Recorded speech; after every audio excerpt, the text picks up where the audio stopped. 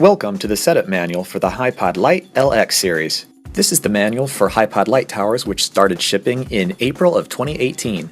Begin by taking the tower out of the case and placing it on the ground. For those HiPod Lite users who purchased before April of 2018, your manual can be found on the page where this manual is posted on the HiPod website. For the latest generation of the HiPod Lite, the leg setup has been greatly simplified. You'll find two black knobs pushing against the core tower in the base of the legs. Once you have adjusted the slats of the legs to be as even or parallel to the ground as possible, tighten the knobs so that they hold the legs in place. This way, nothing will slip while you're operating. The next step is to apply the sandbags, and this is not an option. You must apply the sandbags, but what you fill them with is up to you.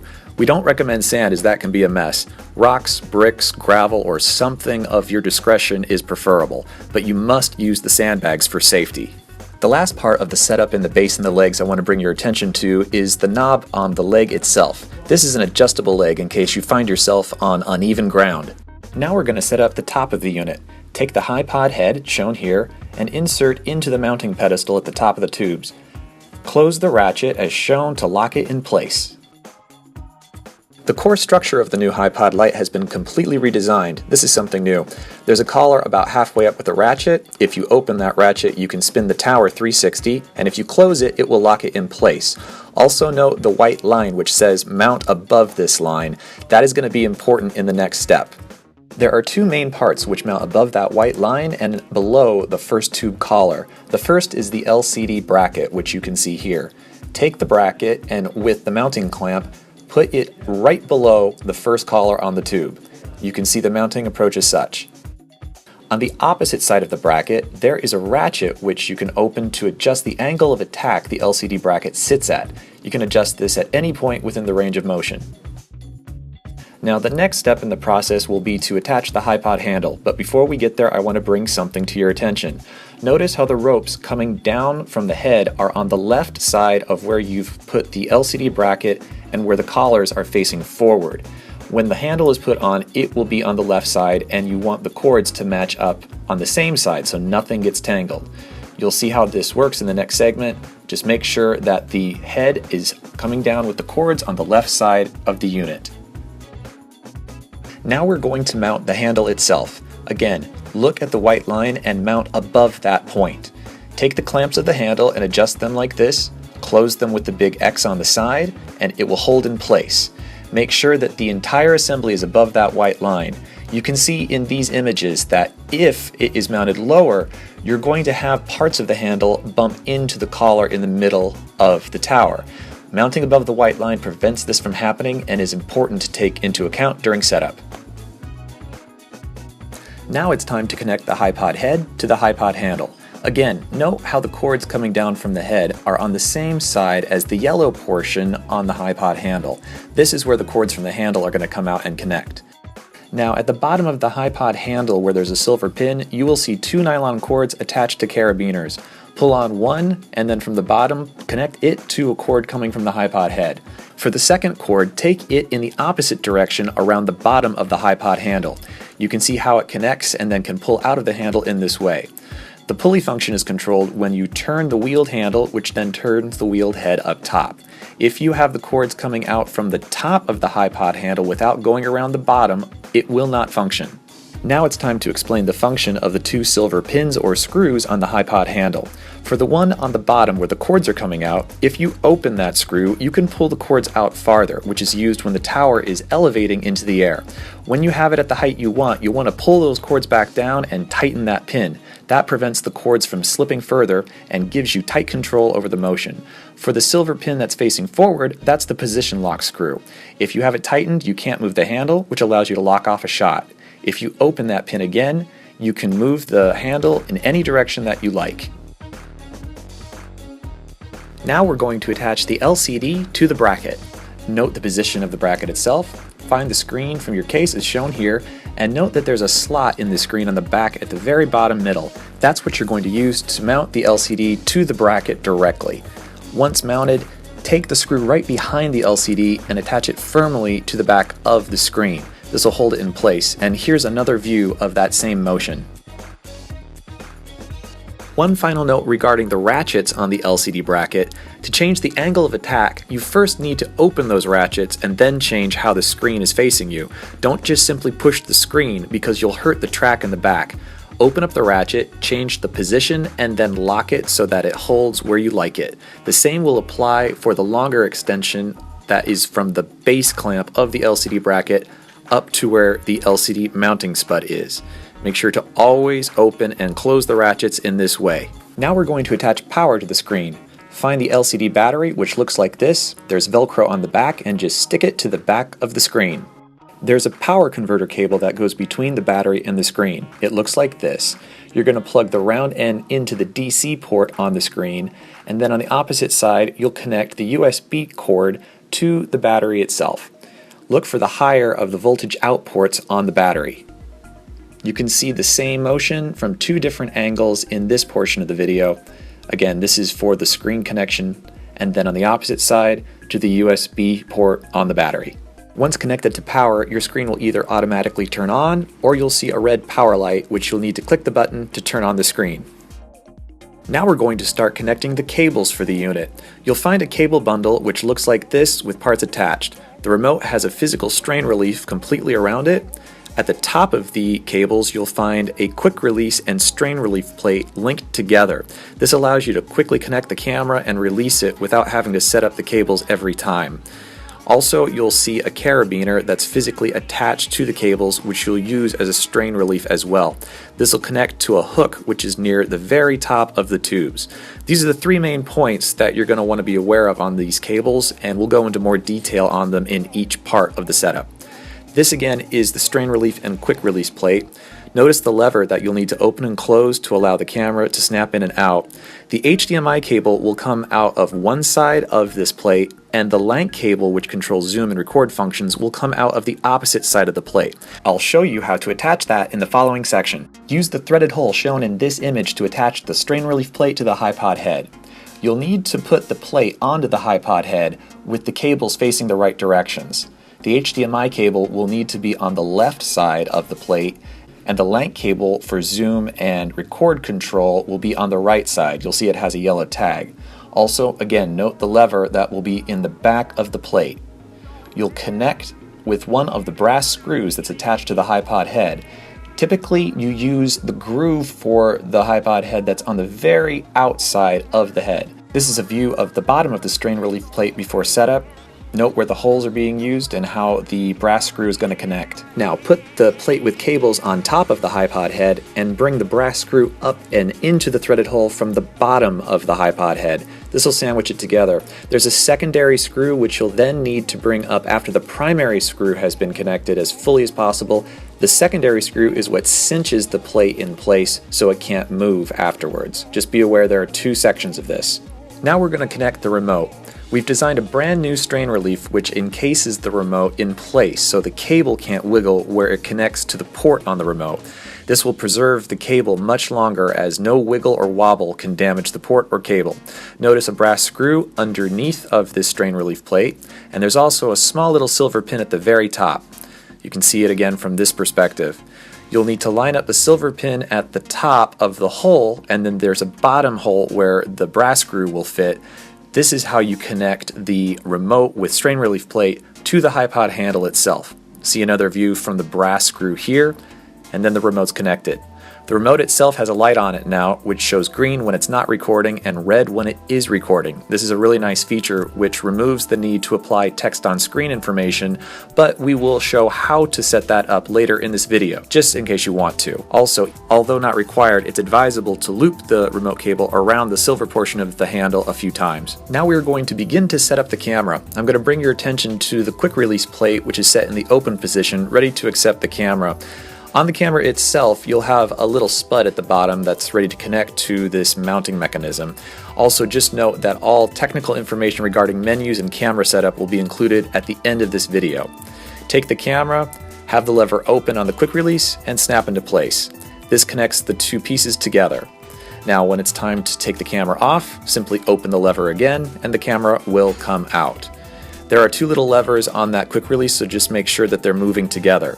Snap back in and we're ready to connect the cables. Open the camera's LCD window where you will access the HDMI port. You will need to leave that window open for the entire time you're filming to keep the camera on. Inside you'll see the HDMI port next to where the SD card plugs in. Take the HDMI cable and plug it into the port. Note how we've relieved the strain with the plates. On the opposite side, near where there's a USB cord in the handle strap, you'll find a little door that says multi. Plug the LANC cable into that port. It's the cord with the yellow tag attached.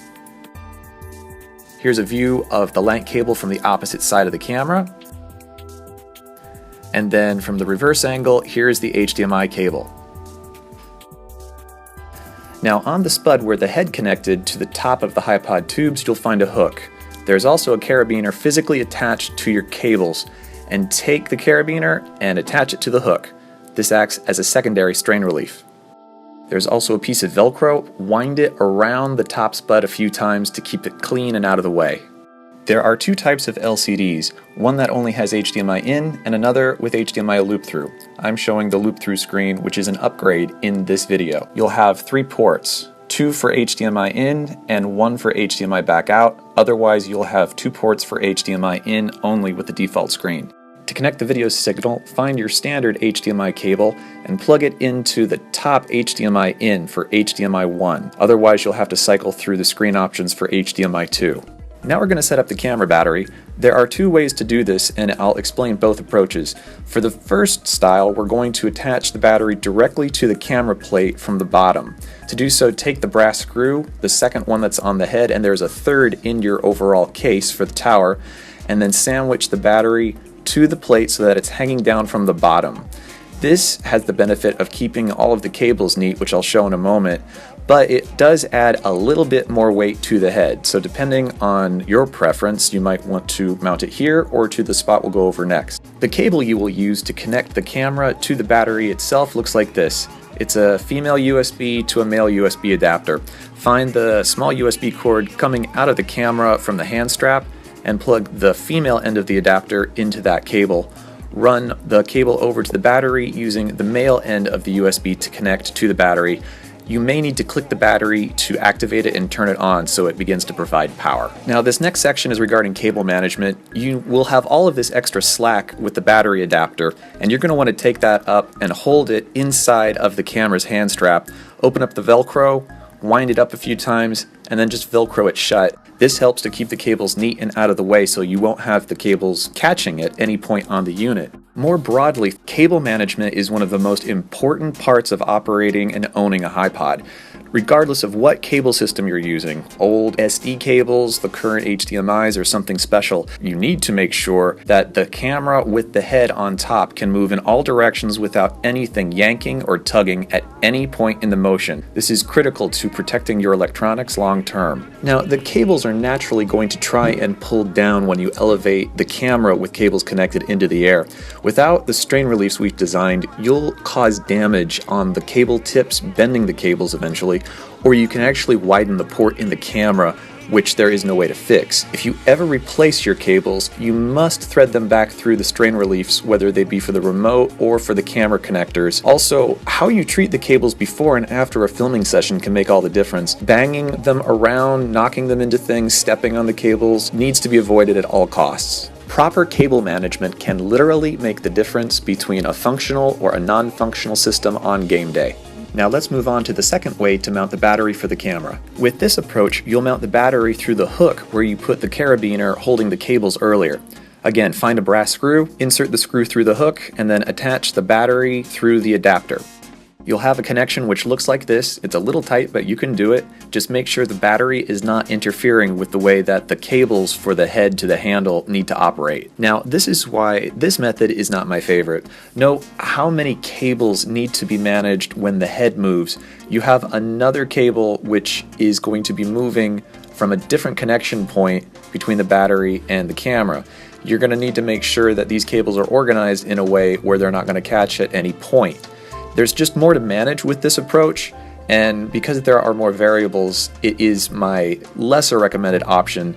However, it does take the weight of the battery off the plate, and for some people that makes a big difference. So it is a preference situation, but you need to be aware of all the variables involved if using the approach where you put the battery on the tubes of the tower itself.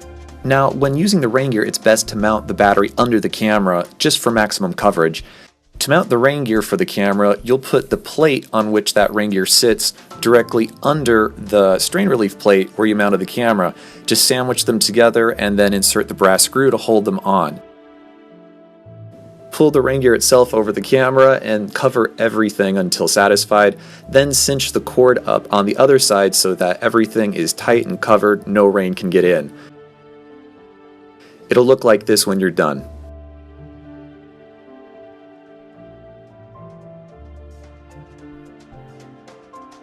The rain gear for the LCD is fairly self-explanatory, just cover the screen and that will do the job. Same for the remote, you just mount the rain gear for the remote over the top of the unit and then control from on top with your hand. Now that the tower is set up, I'm going to go over some important things you should know about your camera. Now, if you want the camera's text and record data to show on the LCD while you're recording, follow these steps. From the default screen, hit the menu button and then select Camera Mic in the top middle. It'll bounce you into a scroll window and then look for Scene Selection. Your display will change to look like this. Then on the far right, you'll see an arrow on the bottom. Go ahead and click on that and leave your screen here. You'll see Standby, which turns into Record, and Battery Life. Each time you turn the camera on, you'll need to set this up. Now, to program your camera so it won't auto turn off after a few minutes, you'll do this. Go to Setup, and then scroll down until you see something that either says Power Save or Eco Mode, and then go ahead and click into that, and then turn Power Save or Eco Mode off. It varies based on which model you have. Also, if you see an option which says Demo Mode, you'll want to go into that and turn it off as well. Continuing with camera settings, this is something you're going to need to do at first time setup only. New cameras shipping in 2017 have an automatic dual video record setting activated in the camera. What this does is to record two files of the same clip in two different formats. What that does effectively is to take up twice as much memory in your SD card as it needs to. So to turn this off, this is what you need to do. Go to Menu, and then after that point, click on the top right icon that says Image Quality/Size. Then scroll down to where you find Dual Video Record option and make sure that option is turned off. That will save you this extra file space and allow you to record longer at a time. One final note for those of you who are using the USB power pack style camera battery, to confirm the correct battery is powering your camera, once you have text on screen set up as explained earlier in this manual, look at your screen, and if in the top right hand corner you see a battery icon, either dead or partly charged or anything at all that shows a battery, that means you're drawing power from the small internal battery in the camera. You need to click the external power pack battery on the side once connected for it to take over as the main battery for the camera. Otherwise, if you use the internal battery, that camera will die within 30 to 45 minutes. Once you have clicked the external battery and it is turned on, the battery icon on the LCD will disappear. This is what you want, and it confirms the larger battery is active as the power source for the camera. One quick note before we put the tower in the air, there's a leveling bubble on the HiPod head where the camera sits, and you want that to be right in the center so your horizon line is even. That can make the difference between a shot that looks like this or like this. Now that the tower is fully assembled, it's time to elevate the tubes. Note the cables for the head and the handle coming up and down the unit, and also the two cables for the camera, both video and link. Make sure all of these are organized and nothing catches on the way up or down. Now, every tube section has a collar with a cam lock. Open the cam lock, push the tube above the collar up into the air to your desired height, and lock the cam lock again. Each stage has a piece of Velcro. Take your video and link cables and put it inside of the Velcro and lock it down. This helps to keep it out of the way and also acts as a strain relief.